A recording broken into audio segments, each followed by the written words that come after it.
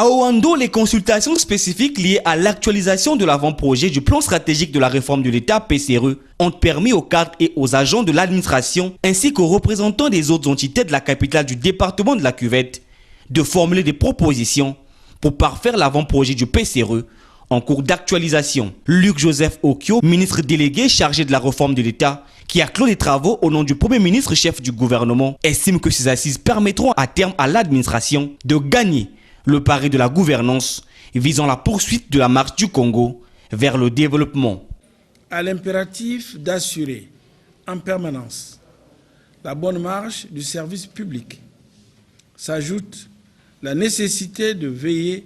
à la qualité des prestations publiques. La restructuration de l'administration publique, entendue au sens large,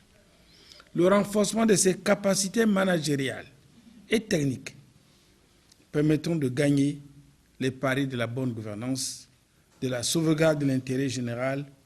et de la garantie d'un service public de qualité. Organisé avec l'appui de la Banque mondiale à travers le projet PRISM, les participants à ces consultations spécifiques tenues les 4 et 5 août à Oando ont apprécié l'initiative. Entre autres actions que nous avons proposées, c'est qu'on puisse mettre à la disposition des structures déconcentrées